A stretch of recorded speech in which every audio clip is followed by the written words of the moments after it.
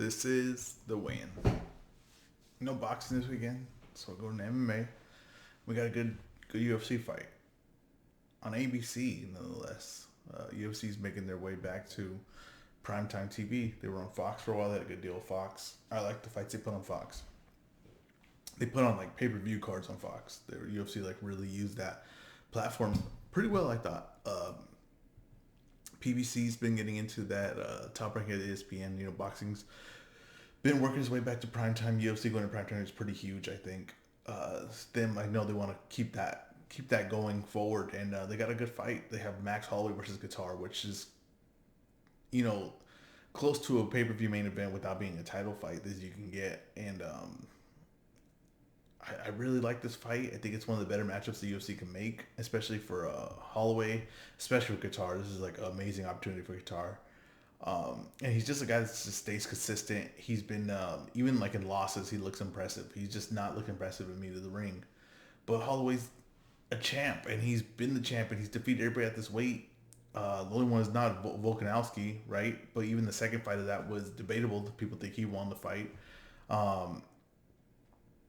And I just, as the more I look at this fight, and the thing is like Kattar is when I look at him, a lot of people look at him and they talk. If you hear them talk about Kattar on Twitter or the MMA media, and all them talk about is his boxing, right? And he does have pretty damn good boxing. I really like his boxing, especially for MMA, and I like the things he does. And you know what he likes to switch.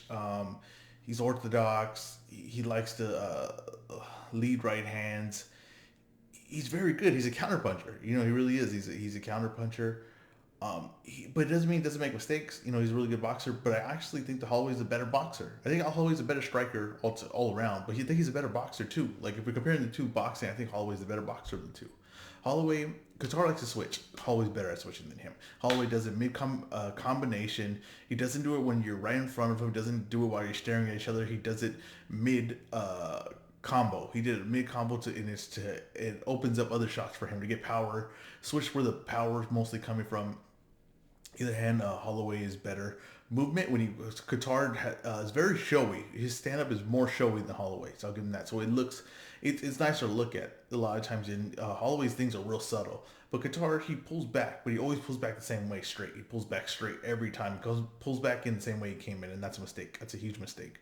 Kattar's the one that pulls back the same way he came in. Kattar also he does something that not a lot of MMA fighters do, and a lot of people say he couldn't do it in MMA. He uses his hands for defense. He blocks a lot of shots with his hands. So even when his fight against blanking on his name, Jeremy Stevens.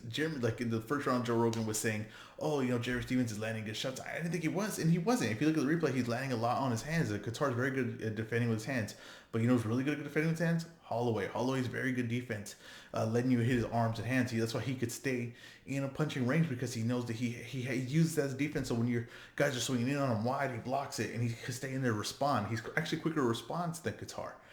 Everything Kattar does, I think Holloway is better at. And Holloway has not really been defeated by anyone besides the first Volkanovski fight, which I thought was clearly Volkanovski's fight. But the second one, debatable. Other than that, no one's really beaten him. No one's really blown him out besides Poirier when he moved up in weight. When Holloway moved up in weight, and he gave Poirier everything Poirier could handle, right, for being a smaller guy. Holloway's better, smoother with transitions from punches to kicks. I just think that Holloway is just better at everything, and I think that's going to be who gets the lead shot out first, right? And I think Holloway's going to do a lot of lead kicks, a lot of jabs. He works his jab more. Kattar more waits for bigger shots. He's looking to set you up, looking to you jump in and him land a big shot, him jump in with a big shot. He's not really looking to flow with a lot of stuff, and sometimes you need the little stuff in between the big stuff to make everything work. So I'm going Holloway here, and I think the Holloway's going to win this fight.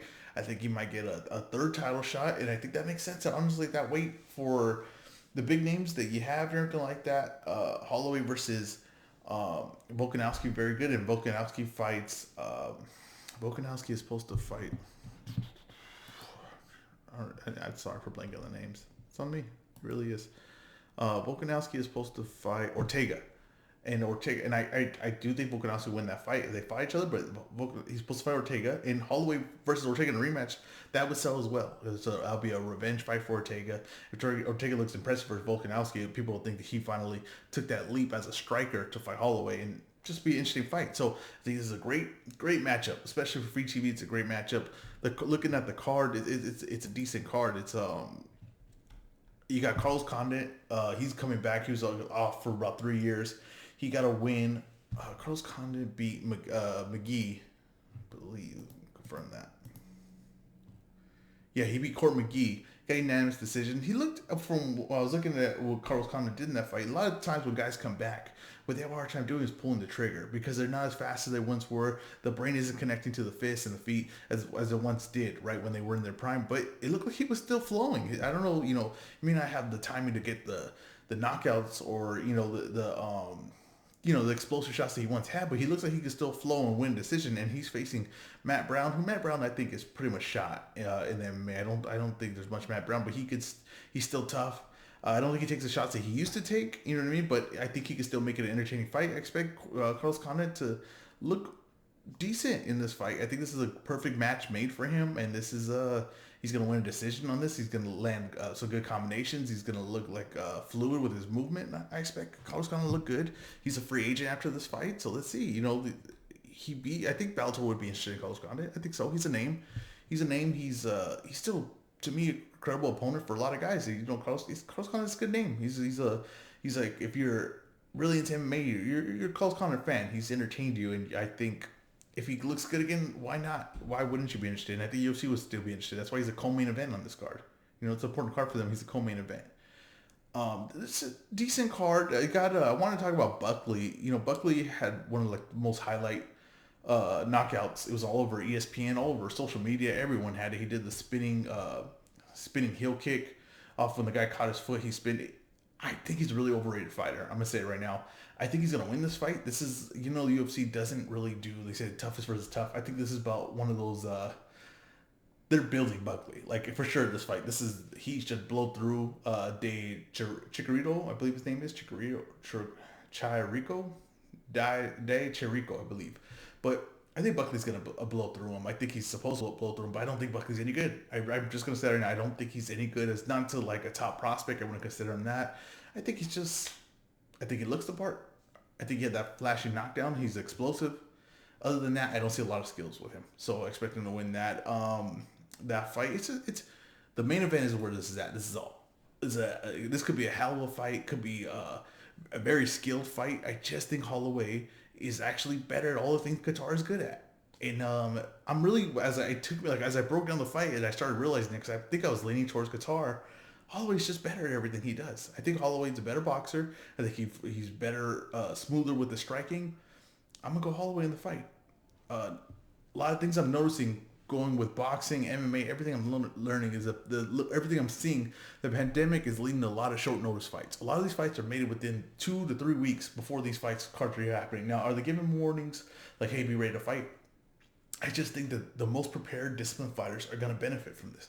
MMA, boxing, all of it. You got to stay in the gym. I think all these fighters have to stay in the gym and be ready for the opportunity, because I think these opportunities are coming fast and they're coming when you didn't expect them. So you have to be ready, and those are the guys that are going to reap. If you look like Chimaev and Holland, these are guys that look like they train all year round. They stay in shape. They're really worked. They're always tight on their skills, and they look at them. They're benefiting the MMA, and the UFC, to their credit, is giving them all the opportunities to do it. If you want to keep fighting, you can fight in the UFC right now. And these guys have to take advantage of this, because they might not get this shot ever to get this kind of push, right? So guys like Buckley I was talking about, and they have to be ready.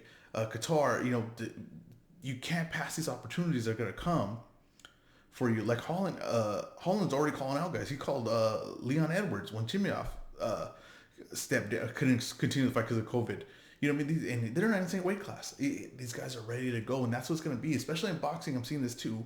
Especially a lot of cancellations of fights. You know what I mean? People need new opponents. You got to be ready, and this is going to test discipline. It's going to test a lot of discipline on these fighters. And I don't think people are talking about the short notice of these fights. I don't think no one's really talking about how MMA is putting cards together in 2 to 3 weeks. The Kattar Holloway fight, the undercard was just announced like a week ago, like 2 weeks ago. The undercard was announced. It was just rumored, nothing official. It was just announced. Like they're putting it together on the fly, and they're keeping everything tight knit because you don't want to bring guys in and out getting tested. You'd rather just keep a guy that got tested and then say you ready to go next. Could you go in 2 weeks? Could you go in 3 weeks? They're gonna keep those guys. And I think if you get on a roll here, it's gonna be those fighters that are on a roll that stay tight, and you're gonna see guys that are stars overnight. You're gonna see that because they're gonna get 4 or 5 fights in a year, maybe 6. Guys are gonna push it. There's gonna be some records broken. How many wins you can get in a year for the UFC? And I think that I think the most the UFC are building on this. I'm looking at like Dana White's interview, and he's talking about he's buying, he's backing other promotions with broadcast, right, to put them on the Fight Pass, right, and which is smart. So you had to wonder, what was the Fight Pass going to be? Then with the deal with ESPN and all the cards are going to go to ESPN, what was the Fight Pass going to turn into? Well, it's turned into the major spot for the minor league of MMA, minor league of the UFC. They're going to broadcast a bunch of minor promotions with up and coming stars, right? So they're not even paying. They're paying the broadcast rights, right? But they don't have to worry about getting the arena set. They don't have to worry about getting the fighters. They're basically using someone else's scout team to funnel fighters to UFC scouts. Then they can pick and choose, put them on the Contender Series, right? Where they're probably paying them next to nothing, right? Peanuts to fight for the UFC.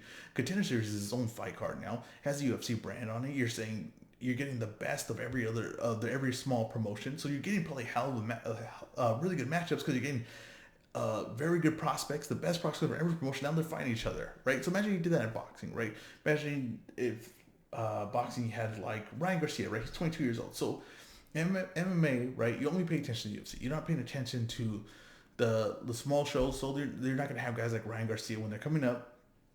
You get Ryan Garcia, right? And then you would say, who's the best guy in this promotion? Haney. And then you'd be like, okay, come here. For 10 grand, you're going to fight on this Contender Series show. And the winner might get a contract, and he may not. And they might both get a contract because Dana White just decides at a whim.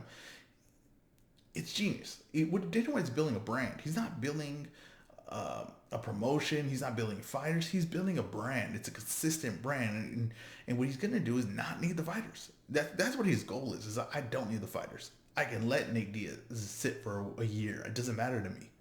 I know that I consistently have the brand, and I have guys hungry to fight.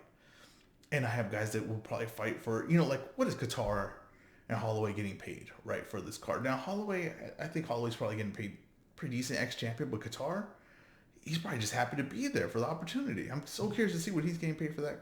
I bet you this whole card is probably barely over $1 million. Barely. Okay, maybe a little past $1 million, close to 2. I mean, it's not passing 2. I guarantee that card is not passing 2 million.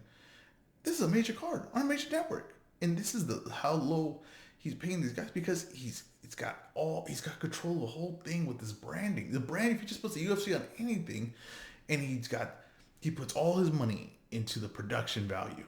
He puts all his money into commercials. He's never building the fighter. He's building the brand. He doesn't need to build the fighter. The fighter has to build the fighter. I think he realized a long time ago. The fighter will build the fighter. I will build the brand. And the brand is strong. And with the feeder systems, he has guys fighting 5 times in a year. So if you like Kevin Holland, you'll see him 5 times in a year. That's more consistent. That's more closer to what wrestling does, right? In wrestling, you see a guy fight every night. Why would you not want your stars fighting that often? Why would you not want the guys to see? You want to see that guy more often, more familiar, get more familiar with him. Dana White literally control, right? He knows the problem with WWE, why Vince McMahon didn't like boxing or everything like that, because he couldn't control who the star was, because the guy could just lose. Mike Tyson could just lose to Buster Douglas. What Dana White realized is it doesn't matter if he loses, because if he loses, I get to pay the next guy less, and he's just now a star because he beat the champ. He beat the big guy, the big name. So now he's a champ, and he gets paid less. So now these guys keep beating each other. Then they become stars. Now, not as big of a star, no.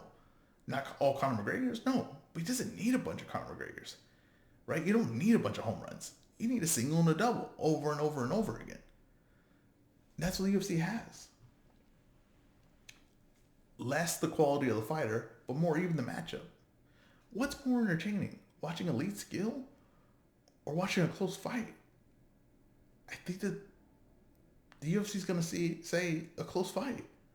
Now, I think fighting elite skill is what you want, right? But is that rare? Like, will that be rare? And is MMA you know, if you how much time do you get that, right? Two elite fighters fighting each other, right? If you got John Jones versus Izzy, right? That seems rare.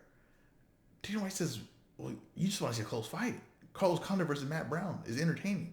Is Matt Brown, it's a co-main event. Is Carlos Condit close to a welterweight title? No. Is Matt Brown closer to retirement than he is to a welterweight title? Yes. Is it an entertaining fight? Yes. Is Arturo Gatti, Mickey Ward a legendary fight in boxing? Yes. Were they close to being pound for pound guys? No. They were not. Not close. That fight is basically what the UFC is built on, is Arturo Gatti, Mickey Ward. Give me two tough guys, right? Not saying they're not skilled, just give me two tough guys. They're going to give all the blood and all the sweat. And I'm going to try to give you 5 of those a night. They may not be the most skilled, but I'm going to give you 5 of those a night. That's the UFC brand. And you know what? As I scouted this card, I was like, there's some interesting matchups here. I do see the UFC, you know what I mean? I do see them building more fighters, though. I do see them giving a little bit softer opponents. But I say that about Buckley and when to see if he gets knocked out, right? But I do see when they see a guy, they will give him a little bit softer opponents to bring him up. If they like the look, they like the style, they like what he's doing. I see it. But I mean, like I said, I think Dana White. I say negative things about Dana White, but I think Dana White's a genius. I think Dana White, what he has here, right, and what he could keep building with the fight, with the feeder system and some of the everything best like guys, that. some of the guys with the big names that come to fight, like Jose, comes to fight, Figgy, Moreno, the guys are game, so whoever wins out of that one. So my next 2 fights, can be awesome, really good fights, but Jose. All right, I got interrupted there. I didn't even know that I could do that. That changes a lot of things that I can hear someone else talk on the mic. But yeah, I just think that with the system here, it really is. When I was hearing him talk and the things that he can do with this and what it's going to bring to the table, it's pretty exciting, honestly. Like it's well thought out. And it's constantly aggressive. He's not stopping. But I think the problem I have sometimes with boxing is I feel like it stops. Like it says, like, this is what we do, and this is what we're gonna keep doing. It's like, no, we gotta get more creative. Boxing gotta get more creative, more aggressive.